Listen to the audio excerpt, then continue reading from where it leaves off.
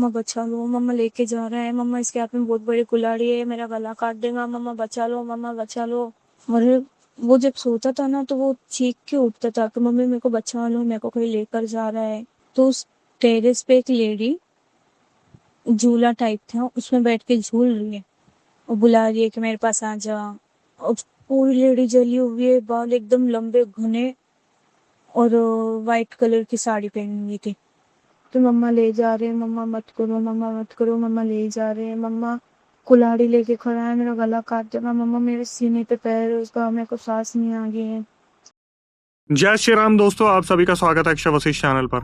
इस चैनल पर मैं अक्षय वशिष्ठ आपको ऐसे पैरानॉर्मल इंसिडेंट और एक्टिविटीज के बारे में बताता हूं जो कि हमारे फॉलोअर्स और सब्सक्राइबर्स हमारे साथ शेयर करते हैं। इंस्टाग्राम आईडी, जीमेल आईडी और अब एक ऐसा फोन नंबर जो कि आप स्क्रीन पे देख सकते हैं। तो कभी आपके साथ कोई पैरानॉर्मल इंसिडेंट हुआ हो, आप उसे रिकॉर्ड करके भेज सकते हैं। मैं अक्षय वशिष्ठ उसे नरेट करूंगा अपनी आवाज में। आगे बढ़ने से पहले एक बार धन्यवाद जो आप हमारे इंस्टाग्राम, यूट्यूब को इतना प्यार दे रहे हैं। ये जो रियल इंसिडेंट हम आपके सामने लेके आते हैं, आप में से कुछ लोग हैं जिन्होंने अपने ऐसे दर्दनाक हादसे हमसे शेयर किए, जो अपनी जिंदगी में बहुत ज्यादा परेशान रहे हैं या अभी भी बहुत ज्यादा परेशान चल रहे हैं, जो लोग नहीं चाहते कि आगे आने वाली जनरेशन अपने ऊपर कोई ऐसा बोझ उठा ले जिसे वो चाह के अपने ऊपर से हटा ना पाए। पुणे से आज हमारे पास एक ऐसा रियल इंसिडेंट आया है जिसे सुनने के बाद आपकी नींद उड़ने वाली है। अगर आप बहुत ज्यादा डरते हैं, अगर आपको कहीं भी दूर दूर तक दिल की कोई भी बीमारी है या आप बहुत कमजोर फील करते हैं ऐसी वीडियोस देखते वक्त, तो प्लीज मेरी आपसे रिक्वेस्ट है, इस वीडियो को आप सुबह देख सकते हैं। और अगर आप चाहते हैं कि आप डरें, आज रात ना सो पाएं और हॉरर का बेहतरीन तरीके से मजा लें, तो इस वीडियो को आप देख सकते हैं। हमारी एक सब्सक्राइबर जिनका नाम है फारवा, हमारी वीडियोस को काफ़ी टाइम से देखती आ रही है। उन्होंने पहले तो अपने परिवार के बारे में बताया कि अक्षय भाई, हम पुणे से 2 घंटे दूर एक चौल में रहते हैं गांव के अंदर। उस चौल में कभी ना कभी कोई ना कोई इंसिडेंट होता ही रहता है, कुछ ना कुछ पैरानॉर्मल चीज़ें होती ही रहती हैं। सबसे ज़्यादा फेमस है वहाँ की ज़मीन वाली टंकी, मतलब जिस घर में रहते हैं उस घर के नीचे पूरे एरिया में एक टंकी बनी हुई है जो पुराने ज़माने की बनी हुई है और उसे हॉन्टेड बताया जाता है। लेकिन इनके साथ ये इंसिडेंट हुआ 2014 में, जब ये सिर्फ 11 साल की थी। और इनके साथ साथ इनके भाई के साथ इंसिडेंट हुआ सेम 2014 में, जब इनके भाई 8 से 9 साल के रहे होंगे। इनकी फैमिली में इनके पापा जो कि एक ड्राइवर है, मम्मी जो कि हाउसवाइफ और 3 बच्चे, एक बड़ी बहन, उसके बाद फारवा और फिर उनके छोटे भाई। परिवार में किसी चीज़ की कमी नहीं थी, पापा मेहनत करते थे, परिवार में सब कुछ सही चल रहा था। पहली रात जब इनके साथ ये इंसिडेंट हुआ, इनकी रूह कांप गई। फारवा ने बताया कि अक्षय भाई, हम 1 BHK में रहते हैं और जब मैं सो रही थी तो जहाँ पर मैं सोती हूँ वहाँ सामने एक खिड़की है और खिड़की से बाहर कुछ लोगों के घर की टेरेस दिखती है। एक रात मैं आराम से सो रही थी, मुझे आवाज़ आई जैसे मुझे कोई पुकार रहा है, और जैसे ही मैंने आँख खोल के उस खिड़की से बाहर देखा, मुझे दिखा कि एक औरत वहाँ पर झूला झूल रही है। वो औरत बुरी तरीके से जली हुई थी और साक्षात मैं इतनी करीबी से देख पा रही थी कि वो मेरा नाम लेके मुझे बुला रही है कि फारवा इधर आ जा, फारवा मेरे साथ खेलना, इधर आ जा फारवा। इन्होंने बताया कि मैं चिल्ला के उठी, मेरा घर, आजू बाजू रहने वाले लोग सारे उस टाइम पर वहाँ पर आ गए थे। रात के 1:30 से 2 बजे थे और मैंने अपनी आंखों से उस औरत को वहाँ झूलते देखा था। उस टाइम पर इनकी ऐसी उम्र थी 11 साल, जहाँ पर इनसे बोला ही नहीं गया कि इनके साथ हुआ क्या है। घर वाले, आसपास वाले बार बार इनसे पूछते रहे कि बेटा क्या हुआ है, क्या हुआ है, और ये बस हड़बड़ाती हुई यही बताती रही, वहाँ पर वहाँ पर वहाँ पर। आधे घंटे तक सब वहीं पे मौजूद थे जब फारवा की ये हालत हो रखी थी। फारवा ने बड़ी मुश्किल से आधे घंटे बाद खुद को नॉर्मल करके बताया कि मैंने एक ऐसी औरत को देखा था जो वहाँ पर झूला झूल रही थी और वो पूरी जली हुई थी और मुझे बुला रही थी, और उसी की आवाज़ से मैं जग के उठी हूँ। पड़ोसियों ने और घर वालों ने सहानुभूति दिखाई और कैसे न कैसे जो फारवा थी उन्हें कन्विंस कर लिया कि बेटा तुम्हारा वहम होगा, तुमने सपना देखा होगा। लेकिन ये सपना सच होने वाला था।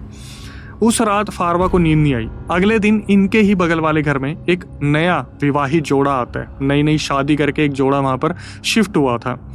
उस रात उस घर से चिल्लाने की आवाज़ आती है और सेम वही इंसिडेंट वहाँ पर जो नई नवेली दुल्हन आई थी उनके साथ हुआ। जब वो अपने घर में सोने लग रही थी, उन्होंने पूरी पब्लिक को सेम ये किस्सा बताया जो फारवा ने बताया कि मेरी आंख खुली, मुझे कोई बुला रहा था और जब मैंने देखा तो सामने एक औरत बैठी थी उस झूले पे जो जली हुई थी और वो मुझे बुला रही थी मेरा नाम लेके। मैं तो आज ही आई हूँ, कौन मुझे इस तरीके से जानता है।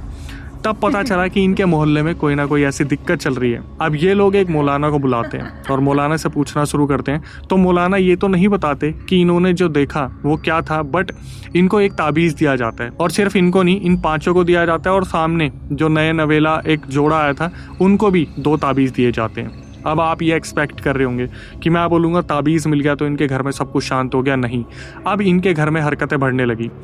ये लोग नॉर्मली जब अपने घर में सो रहे होते थे, रात को अचानक से इनके बाथरूम में से ऐसी आवाज़ें आती थी जैसे कोई नहाने घुसा है, और जब ये लोग जाके देखते थे वहाँ पर कोई भी नहीं होता था।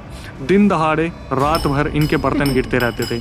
इन्हें लगा पहले कोई चूहा है, कोई बिल्ली है, लेकिन जब सफाई करी गई ढंग से, ना ही किसी चूहे का आता पता चला, ना ही बिल्ली का आता पता चला। लेकिन फारवा को और उनकी फैमिली को इस बात का थोड़ा सा भी अंदाज़ा नहीं था कि जस्ट ये अभी एक शुरुआत है। ये चीज़ें गुजरे कुछ ही वक्त हुआ था जब ये लोग इन सब चीज़ों से बाहर आने की कोशिश कर रहे थे। एक रात एक बहुत अजीब सा हादसा हुआ। ये हादसा आज तक आपने मेरे किसी भी रियल इंसिडेंट में नहीं सुना होगा, और सिर्फ इसी वजह से मैं पुणे के उस 2 किलोमीटर दूर जो गांव है उसका नाम नहीं ले सकता, क्योंकि फारवा ने मेंशन करा है कि अक्षय भाई अगर उस गांव का नाम रिवील होता है तो लगभग सारे गांव वाले, पूरे चौल में जितने भी लोग रहते हैं, मेरे भाई के बारे में जानते हैं कि उसके साथ ये हुआ था। एक रात 2014 में इनके भाई चिल्ला के उठते हैं, और जो चीज़ देखने वाली थी वो बहुत ही ज़्यादा डरावनी थी। उनके आँखों से, मुंह से, कान से रक्त बहने लगता है। ये चीज़ इनके साथ पहली बार हुई थी। इन्होंने दूर दूर तक ऐसा कुछ सुना भी नहीं था। ये लोग बुरी तरीके से डर जाते हैं और सीधा भाई को हॉस्पिटल लेके जाते हैं। जब तक ये लोग हॉस्पिटल पहुंचते हैं वो खून रुक चुका था। इन्होंने फिर भी डॉक्टर्स के बोलने पर कुछ टेस्ट वगैरह कराए। वो टेस्ट बिल्कुल नॉर्मल आए थे, और कुछ भी ऐसा पता नहीं चल रहा था कि इनके भाई के साथ ऐसा हो क्यों रहा था। धीरे धीरे वक्त गुजरता रहा। ये अपने भाई को टेस्ट करवा के वापस घर पे ले आए। अब हर दिन ये उनके साथ होता था कि रात को वो सोने के लिए लेटते और अचानक से चिल्ला के उठते। चिल्ला के उठने के बाद जब भी उनकी हालत देखी जाती, उनके कान से, नाक से, मुंह से, आंखों से रक्त बहता था। वो ना देख पाते ना कुछ बोल पाते, बस वो चिल्लाते रहते कि मुझे बचाओ, मुझे बचाओ, वो लेके चला जाएगा। ये चीज़ इनके घर में जिस तरीके से हो रही थी, ये बार बार इन्हें ऐसा लगता है कि कोई बीमारी है, और ये लोग फटाफट से फारवा के भाई को हॉस्पिटल में लेके जाते। जब भी ये लोग डॉक्टर्स तक पहुंचते तब तक सिचुएशन बिल्कुल नॉर्मल हो जाती। अच्छा, उस टाइम पे इनके पास मोबाइल नहीं था, तो ये लोग इन सब चीज़ों को रिकॉर्ड नहीं कर पा रहे थे, वरना शायद सबूत भी दे पाते। डॉक्टर्स के पास ये बार बार जाते, अलग अलग टेस्ट कराते, और डॉक्टर्स इन्हें ये बोलते कि आप लोग हमसे मजाक कर रहे हो, ऐसा कुछ भी नहीं है। इन्होंने लगभग हर हॉस्पिटल के दरवाजे खटखटाए, बेस्ट हॉस्पिटल तक ये चले गए थे, लेकिन फिर भी इनको सॉल्यूशन नहीं मिल रहा था। पापा जो अपने सारे पैसे इनके रोक के बैठे हुए थे, जिन्होंने पैसे जमा कर रखे थे, उनके पैसे पानी की तरह बहने लग रहे थे। फिर इन्हें लगा जब किसी भी चीज़ से सॉल्यूशन नहीं मिल रहा है तो ये उसी मौलाना के पास गए, और उस मौलाना को इन्होंने अपने घर पे इन्वाइट करा इस हालत को दिखाने के लिए। जब मौलाना आते हैं घर पे तो वो देखते हैं, तो वो बीमारी का तो पता नहीं पाते, लेकिन वो अपनी तरफ से फिर दोबारा ताबीज़ देते हैं, कुछ एक पानी देते हैं, और यही बताते हैं कि इनके साथ जब भी कुछ ऐसा हो तो पानी मार देना। 1-2 दिन तो हालत में सुधार आया, लेकिन उसके बाद जो चीज़ मैं आपको बताने वाला हूँ वो सुन के शायद आप थोड़ा सा सोच में पड़ जाओगे कि अगर एक इंसान को पता है कि मेरे साथ ऐसी दिक्कत है तो वो ऐसा क्यों करेगा। ये जब भी घर में आसपास होते तो इनका भाई नॉर्मल होता, लेकिन जैसे ही भाई बाहर जाता, जब भी वो वापस आता तो उसका ताबीज़ गले से गायब होता था। वो एंटिटी निकलवा देती थी या भाई खुद फेंक देता था, इस बारे में तो फारवा को कभी पता नहीं चला। लेकिन रात को फिर दोबारा वही हरकतें शुरू हो गई। वो रात को चिल्ला के उठता और रक्त बहना शुरू हो जाता, और एक ही स्टेटमेंट कि वो मुझे लेके जाएगा, वो मुझे लेके जाएगा, वो मुझे नहीं छोड़ेगा। इन लोगों के पास कोई सॉल्यूशन नहीं था। वो पानी जो दिया हुआ था वो भी असर करने को तैयार नहीं था। फिर दोबारा ये इमरजेंसी बेसिस पर हॉस्पिटल लेके जाते हैं, एक टॉप का हॉस्पिटल, जहां पर इन्होंने इस सिचुएशन के बारे में बताया, और डॉक्टर्स ने सलाह दी कि एक सर्जरी होगी। अगर ये सर्जरी हो गई तो फारवा के भाई बिल्कुल ठीक हो जाएंगे, उनके साथ ऐसी कोई भी दिक्कत नहीं होगी। इन्होंने पैसे जमा करे और उस सर्जरी में लगभग 2 लाख रुपए लगे। वो सर्जरी हुई और ये सीधा ऑब्जर्वेशन के लिए 2 दिन के लिए एडमिट हो गए। ऑब्जर्वेशन के टाइम पे एक बहुत ही बुरी और तगड़ी डरावनी घटना हुई। सबके सामने इनके भाई चिल्ला के उठते हैं और रक्त बहना शुरू हो जाता है। डॉक्टर भाग के आते हैं और डॉक्टर्स ने देखा कि रक्त इस हिसाब से बहने लग रहा है कि अगर बाल्टी भी लगा दी जाए तो बाल्टी भर जाएगी। डॉक्टर्स के हाथ पैर ठंडे पड़ गए थे। उनके पास कोई जवाब नहीं था कि उन्होंने 2 लाख की सर्जरी करी किस चीज की। तो दोबारा इन्हें उठा के सर्जरी के लिए ले जाया जाता है। उस टाइम पर इनका रक्त रुक गया था। हॉस्पिटल में जो डॉक्टर थे उन्होंने कुछ वक्त दे दिया, ये बोल के कि इसे घर पे रखो, ये दवाइयाँ चलवाओ, इन दवाइयों से फर्क आएगा, इसका रक्त रुक जाएगा, अदरवाइज दूसरी सर्जरी होगी कुछ महीने बाद। 1 महीना बीत गया था। फारवा के भाई बिल्कुल भी ठीक होके नहीं दे रहे थे और सिचुएशन बद से बदतर होती जा रही थी। अब एक क्वेश्चन खड़ा होता है कि क्या इनके घर में ये सारी चीजें पहले भी हुई थी या इनके भाई के साथ कुछ ऐसा पहले भी हुआ था। तो फारवा ने अपनी रिकॉर्डिंग में एक चीज मेंशन की कि अक्षय भाई, मैं एक चीज आपको बताना चाहती हूँ। जब मम्मी ने कंसीव करा तो एक लड़की हुई, फिर कंसीव करा तो फारवा हुई। जो घर वालों का प्रेशर था वो बहुत ज़्यादा था कि एक लड़के को पैदा करो, वंश आगे बढ़ाना है। तो जब इनका भाई पैदा हुआ था, जब वो 6 महीने का था, तो घर में एक फंक्शन रखा गया था। इनके भाई को एक पठानी जो कुर्ता होता है वो पहनाया गया था और पिंक शॉल के ऊपर लेटाया हुआ था। जब फंक्शन ख़त्म हुआ, जब इनकी मम्मी, फारमा की मम्मी, इनको उठाने के लिए आई तो उन्होंने देखा कि पूरे कपड़ों पर ब्लैक डॉट्स हैं और कुछ धागे पड़े हुए हैं। इनकी मम्मी उस टाइम भी समझ गई थी कि कुछ ना कुछ गड़बड़ है। और उस टाइम पर भी जब एक मौलाना को दिखाया गया था, बुलाया गया था, तो मौलाना ने बताया कि कोई नहीं चाहता कि आपका वंश आगे बढ़े। कोई है जो नज़र गाड़ के बैठा हुआ है कि कैसे भी आपके बच्चे को ख़त्म कर दिया जाए, और इसके ऊपर नज़र लगाई हुई है, जिस वजह से आपका जो बच्चा है वो शायद आज उसका आखिरी दिन हो सकता था अगर आप टाइम पर उसे नहीं पकड़ती तो। मतलब 6 महीने के बच्चे पे पहले ही कुछ ना कुछ करवा दिया गया था, और करवा कौन रहा था बस ये पता नहीं चल रहा था। अब वापिस आते हैं उन हालात पे जो 2014 में बने। 2014 में जब कोई भी समाधान नहीं मिल पा रहा था और रिलेटिव्स तक ये खबर पहुंच रही थी कि बच्चे के साथ ये सब कुछ हो रहा है, तो रिलेटिव्स में किसी ने एक बाबा का नंबर दिया। इनकी जो मम्मी थी वो STD पे गई और वहाँ से उन्होंने बाबा को फ़ोन किया। बाबा के पास भी शायद कोई लैंडलाइन फ़ोन हुआ करता था, तो बाबा ने फ़ोन उठाया और यहाँ से सिर्फ फारवा की मम्मी ने इतना बोला कि बाबा आपका नंबर मिला है। बाबा ने आगे से बताना शुरू कर दिया कि तेरा बेटा बहुत गुस्सा होता है ना, उसके कान से, मुंह से, आंखों से, नाक से रक्त बहता है ना, और वो सामान फेंकता है ना इधर उधर, उठ के भागने लगता है ना। फारवा की मम्मी के पैरों तले ज़मीन निकल गई थी, क्योंकि एक्चुअल में यही घटना हो रही थी। कभी भी अगर इनके भाई से सीधे मुंह बात की जाए तो इनके जो भाई थे वो इतना गुस्सा हो जाते थे, वो बर्तन फेंकने लग जाते थे, और ऐसा होता था कि रात को खड़े होकर कहाँ कब निकल जाते थे पता ही नहीं चलता था। और अब बाबा से पूछा गया कि क्या करा जा सकता है, तो बाबा ने बोला कि एक काम करना, 2 दिन बाद तुम अपने बेटे को और सबसे बड़ी वाली बेटी को मेरे पास लेके आओ। तो इनकी मम्मी ने पूछा भी कि फारवा को लाने की ज़रूरत नहीं है, तो उन्होंने बताया कि नहीं, फारवा को नहीं लाना, फारवा के साथ दिक्कत नहीं है, एक बारी को मैं तुम्हारी बड़ी बेटी को देखना चाहूँगा। और बाबा ने इस टाइम पर यह भी बता दिया कि मुझे मालूम है कि उसकी भी शादी नहीं हो पा रही है। तो जो सोचने वाली बात थी, मतलब फारवा की मम्मी सोच में पड़ गई कि हमारे घर की चीज़ें इन्हें कैसे मालूम है, वो भी इतनी बारीकी से। 2 दिन बाद जो फारवा थी वो घर पे थी अपने पापा के साथ, और इनकी मम्मी गई उन बाबा के पास बड़ी बेटी को लेकर और बेटे को लेकर। जब बाबा के पास ये पहुँचे तो बाबा ने इनकी मम्मी को देखते ही बोल दिया कि अभी रुक जाओ बाहर, मैं बुलाऊंगा। जैसे ही उन्होंने बोला कि बाहर रुक जाओ, जो फारवा की सबसे बड़ी बहन थी और जो उनके भाई थे वो चल के अंदर चले गए। मतलब उनकी मम्मी देखती रहेगी फारवा की कि ये दोनों अंदर कैसे चले गए, बाबा ने तो मना करा है। तो बाबा ने बोला मैं यही देखना चाह रहा था, आपके बेटे के साथ दिक्कत नहीं है, आपकी बेटी के ऊपर भी काला जादू करा गया है। किस लिए करा गया है ये सुन के आप भी दंग हो जाएंगे। फारवा की जो सबसे बड़ी बहन थी वो एक टॉपर थी, वो पढ़ाई में बहुत ज़्यादा अच्छी थी, और सिर्फ इसीलिए करा गया था कि ये पढ़ाई में बिल्कुल ख़त्म हो जाए और कभी भी उनकी बहन का रिश्ता ना हो पाए। जो बाबा वहाँ बैठे थे उन्होंने बहन के लिए तो पानी दे दिया और कुछ ताबीज़ दे दिया। जो वहाँ पर काम करने वाले थे बता दिया कि ये गुलाब जल है, इसे चेहरे पे लगाना, तुम्हारा चेहरा ठीक हो जाएगा। अब आती है भाई की बारी। भाई वहाँ बैठा हुआ था और भाई एक चीज़ नज़र नहीं मिला रहा था, तो बाबा सिर्फ इतना बोलते कि ऊपर देखियो बेटा, और वो ऊपर देखते और सीधा बेहोश हो जाते। अब यहाँ पर एक माँ जिसके सामने उसका बेटा बेहोश हो गया, उसके ऊपर क्या ही बीतेगी।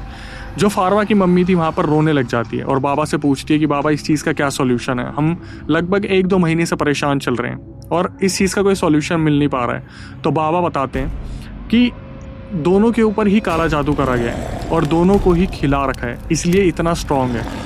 अब बाबा क्या करते हैं, वहाँ से अमल पढ़ना शुरू करते हैं। जैसे अमल पढ़ना शुरू करते हैं, इनका जो भाई है वो अचानक से उठता है और बुरी तरीके से चिल्लाना शुरू करता है, इस तरीके से कि वो आ गया, अमल मत पढ़ो, वो आ गया, वो मुझे लेके जाएगा, उसके हाथ में कुल्हाड़ी है। यहाँ से जो बाबा थे वो भी एक मुस्लिम थे, वो अपनी तरफ से पूरी कोशिश कर रहे थे इस एंटिटी को निकालने की, लेकिन सामने बैठी एंटिटी इतनी स्ट्रांग थी कि वो आधे घंटे तक नहीं निकली। आधे घंटे तक वो पूरी प्रक्रिया चलती रही। फारवा की मम्मी ने फारवा को बताया, जब उन्होंने पूछा कि हुआ क्या था, तो बताया गया कि उस टाइम पर वो जो बाबा बैठे थे वो भी पसीने पसीने हो गए, और सामने बैठा जो लड़का था इनका भाई वो भी पसीने पसीने हो गया, और रक्त वहाँ पर उनके घर में बिखरने लग रहा था। ऐसा लग रहा था जैसे पता नहीं वहाँ पर होली खेली जा रही है। आधे घंटे बाद इनका भाई जो है वो नॉर्मल होता है, और जब नॉर्मल हुआ तो वो अचानक से अपनी मम्मी को देख के पूछता है कि मैं यहाँ क्या कर रहा हूँ, मुझे यहाँ कौन लेके आया, मैं कब आया यहाँ पर। तब बाबा बताते हैं कि अभी के लिए ये नॉर्मल है, लेकिन चीज़ें अभी टली नहीं है। फिर इनको ताबीज़ दिए जाते हैं, और उस दिन पता चला कि दोनों बच्चों के ऊपर काला जादू करा गया। लेकिन काला जादू किसने किया है? बाबा ने बताया कि वो तुम्हारे अपने खुद के रिलेटिव है जिसने ये सब कुछ किया है। कुछ ऐसे लोग जो बहुत ही ज़्यादा करीबी है तुम्हारे घर में आते हैं, तुम उनके घर में जाते हो, खाने के अंदर दोनों बच्चों को कुछ काला जादू का सामान दिया गया है, जिस वजह से तुम्हारे बेटे और बेटी के साथ ये चीज़ें हो रही थी। लेकिन अब अगर आपको ऐसा लगता है कि कहानी का अंत यहाँ हो गया, तो ये भी अभी सिर्फ हम मिड पार्ट में आए हैं, मतलब हमने आधी चीज़ कवर की है। इसके बाद की घटना और भी ज़्यादा डरावनी है।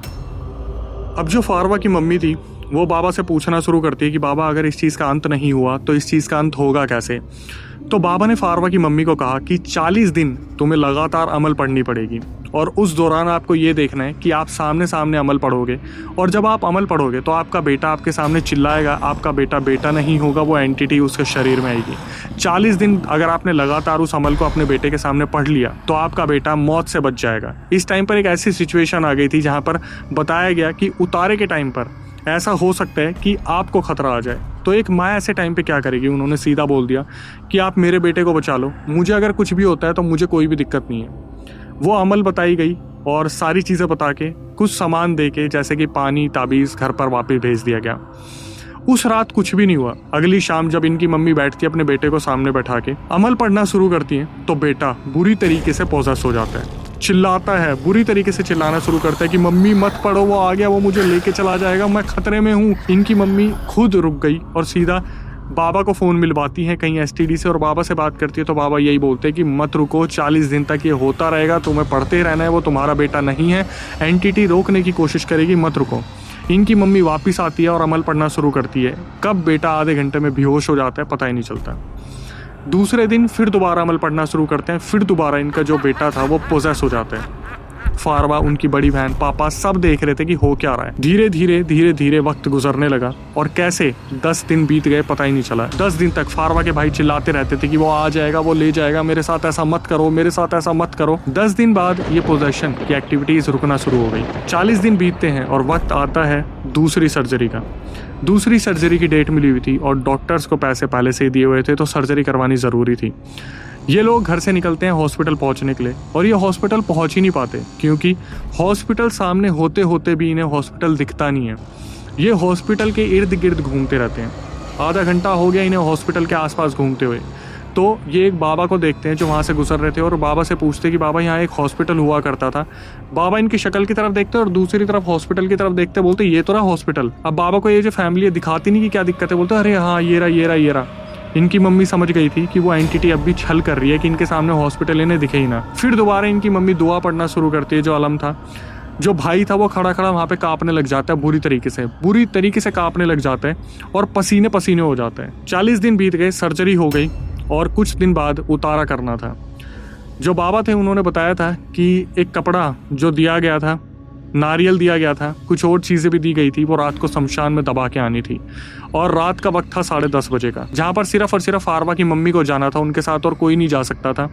और बाबा ने ये भी बताया था कि अगर कोई भी गलती हुई तो तुम मर सकती हो। हुआ क्या, 3 रातें जाना था उतारा करने शमशान के अंदर, और वहाँ पर उस चीज़ को दबा के आना था। तो इनकी मम्मी ने एक रिक्शा वाले से बात की, और रात को 10:30 बजे ये अकेली जाती थी। रिक्शा वाले को भी मना करा हुआ था कि शमशान के अंदर मत आना। इनकी मम्मी पहली रात गई, दबा आई, दूसरी रात गई, दबा के आ गई, तीसरी रात जब वो गई, जैसे ही उन्होंने दबाया और गर्दन पीछे घुमाई, सीधा किसी ने उनकी गर्दन पकड़ ली। इनकी मम्मी ने अलम पढ़ना शुरू करा, और जैसे ही आगे बढ़ती हैं पैर पकड़ के किसी ने खींच लिया ज़मीन पे। इनकी मम्मी जैसे ही गिरी, रिक्शा वाला अचानक से उतर के आता देखता है तो वहाँ पर जो चीज़ें थी वो बिल्कुल नॉर्मल हो गई थी। उस दौरान इनकी मम्मी के साथ एक बुरा हादसा हुआ जिससे वो अभी तक जूझ रही है। इनकी मम्मी का लेफ्ट वाला जो हैंड है वो पैरालाइज हो गया।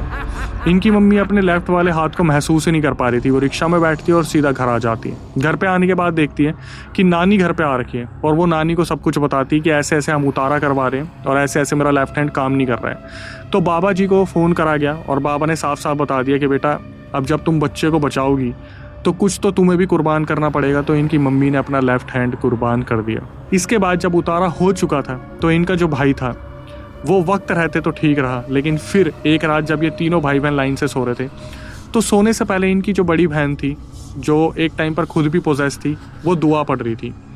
सबको लगा सब कुछ ठीक हो गया, लेकिन फिर दोबारा ये जो फारवा के भाई थे ये उठते हैं और बहन की छाती पे बैठ जाते हैं और पिलो से उसका मुंह दबाने लगते हैं। सांसें रोकने की कोशिश की गई। मम्मी पापा हटाते हैं और देखते हैं कि फिर दोबारा रक्त बहने लग रहा है और एक ही चीज़ कि वो मुझे ले जाएगा, वो मुझे ले जाएगा, वो मुझे ले जाएगा। जब बाबा से बात की गई तो बाबा ने बताया कि जो भी चीज़ है वो बहुत स्ट्रांग है और आम दिनों में आपका लड़का ठीक रहेगा, लेकिन जब वो 2 दिन आएंगे, पूर्णिमा और अमावस, आपका लड़का पोजेस हो सकता है और ये रक्त बहना उन दिनों आम बात होगी। और फारवा ने बताया कि अक्षय भाई ये चीज़ बिल्कुल सेम है। हमारा जो भाई है वो अभी भी हमारे हाथ में नहीं है, वो अभी भी अपने मन की करता है। 18 साल का हो गया, ना नौकरी करता ना पढ़ाई करता।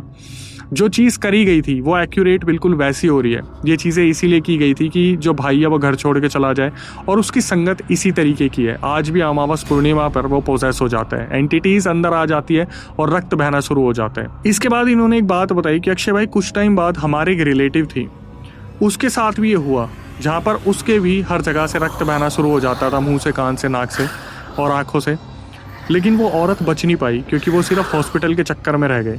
हमने अपने भाई को किसी बाबा को दिखा के बचा तो लिया, बेशक अब वो कैसा भी है। अब आता है वो हॉन्टेड टंकी जो इनके घर के नीचे है, जहाँ सबसे ज़्यादा हादसे होते हैं। इन्होंने बताया कि इनके घर के सामने एक बच्चा जन्म लेता है और वो बच्चा बड़ा प्यारा था, मुश्किल से 9 महीने 1 साल का रहा होगा। उनकी मम्मी को बाहर से आवाज़ आती है कि जैसे किसी ने बुलाया है बाहर। वो जो मम्मी थी वो जाती है बाहर, उन्होंने बच्चे को वहीं छोड़ रखा था और जब वो आके देखती है तो बच्चा गायब था और टंकी जो थी उसका नीचे वाला जो गेट था वो खुला पड़ा था। उस माँ ने गुहार लगाई और लोगों से मदद मांगी। जब लोग वहाँ पहुँचे और उन्होंने टंकी का पानी निकाला तो वो बच्चा उसमें मृत मिला। तो उस टंकी में आज भी ऐसे इंसिडेंट होते रहते हैं और उस एंटिटी का तो पता ही नहीं चला जो झूले पे झूलती थी, जली हुई कौन थी। बस ये मान लेते हैं कि इनके घर परिवार के ऊपर जो रिलेटिव्स ने किया था वो एंटिटी भी उन्हीं में से एक थी जो इनके परिवार को बर्बाद करने आई थी। लेकिन आज भी इनके परिवार के हालात बिल्कुल नहीं सुधरे हैं। आज भी इनके घर में फाइनेंशियल इशूज़ हैं, हेल्थ इशूज़ हैं और आज भी इनके बर्तन गिरते हैं और एंटिटीज़ के आगे पीछे घूमने की आवाज़ें आज भी आती रहती है। इतना दर्दनाक किस्सा और इसका अंत आज भी नहीं हुआ। माँ ने अपना हाथ गंवा दिया, बच्चा इस तरीके से हो रखा है। तो सोचिए रिलेटिव्स कभी कभी आपसे कितना चिढ़ते हैं और आपको मारने पर उतारू हो सकते हैं, तो क्या क्या वो नहीं कर सकते। Moral of the story conclusion में हमेशा मैं यही बताता हूँ कि भाई बच के रहो। समाज आपका दुश्मन है। आप थोड़ा आगे बढ़ोगे, आपको गिराने के लिए किस हद तक चले जाएंगे आपको पता ही नहीं चलेगा। सोचिए रिलेटिव्स किस हद तक गिरने लग रहे हैं और उन्होंने सिर्फ इनके ऊपर नहीं किसी और के ऊपर भी करा, उसकी तो जान ले भी ली। हर बार आपको एक अच्छा बाबा, तांत्रिक, मौलवी, पुरोहित, पंडित नहीं मिलेगा। बाबा बदलते रह जाओगे लेकिन सॉल्यूशन नहीं मिल पाएगा। इसलिए आपको खुद चौकन्ना होना पड़ेगा। जैसे आप क्राइम सीरीज देखते हैं तो उसमें बोलते हैं ना, सतर्क रहिए, आपको अपना ध्यान खुद रखना है। इसी तरीके से आपको यहाँ पर भी अपना ध्यान खुद रखना पड़ेगा क्योंकि ज़माना आपका दुश्मन है और घर वाले आपके अपने। जहाँ पर आपको लगता है कि घर वाले हमारे दुश्मन हैं। तो बस यही कहूँगा आखिरी में आके, जो नए व्यूअर्स हमारे चैनल पे आए हैं, चैनल को सब्सक्राइब कर लीजिए, बेल नोटिफिकेशन ऑन कर लीजिए क्योंकि हमारी बहुत मेहनत लगती है इस तरीके से रिकॉर्डिंग लाने में, एक एक चीज़ मंगवाने में और फिर ऐसे रियल इंसिडेंट लाने में। बस यही कहूँगा लास्ट में कि इस वीडियो को शेयर कर दीजिएगा उन लोगों तक जो लोग भरोसा नहीं करते इन सब चीज़ों पे, क्योंकि मैं नहीं चाहूँगा कि वो लोग शिकार बने। तो अपना ध्यान रखना वो खुद सीख ले। इसके बाद हमारा दूसरा चैनल है जिसका नाम है अक्षय वशिष्ठ हॉरर शो। उस पर लोग आ रहे हैं, अपनी आप बीती बता रहे हैं, एक एक चीज़ की उन्होंने कैसे अपने परिवार वालों को खो दिया। कैमरे पर आकर ये बताना बहुत ही मुश्किल होता है और वो चैनल मेरे लिए खास बनता जा रहा है क्योंकि उसकी यूएसपी यही है कि हम गेस्ट के साथ सब्सक्राइबर्स को भी बुला रहे हैं और सब्सक्राइबर आके अपनी आप बीती बता रहे हैं। तो कभी आपको लगे कि आपके साथ भी कोई पैरानॉर्मल ऐसा किस्सा हुआ है आपके परिवार के साथ और आप में इतनी हिम्मत है कि आप कैमरे के सामने आना चाहें, तो उसकी पूरी प्रक्रिया मैं आपको बताता हूँ। स्क्रीन डिस्क्रिप्शन पर आपको एक नंबर दिख रहा होगा, वो नंबर हमारा व्हाट्सअप नंबर है, उस पर पूरा रियल इंसिडेंट रिकॉर्ड करके भेज दीजिएगा और मेंशन कर दीजिएगा कि भाई हम भी पॉडकास्ट में आना चाहते हैं, इसी तरीके से बताना चाहते हैं। एक बार रिकॉर्डिंग को रिव्यू किया जाएगा, उसके बाद आपको बुलाया जाएगा। दिल्ली में हमारा सेंटर है, हम बैठेंगे कैमरे के सामने और फिर कोशिश करेंगे लोगों के लिए किसी गलती, किसी की सीख निकाल पाए, एक अवेयरनेस कंटेंट निकाल पाए जहाँ से वो कहीं ना कहीं सीख ले पाए।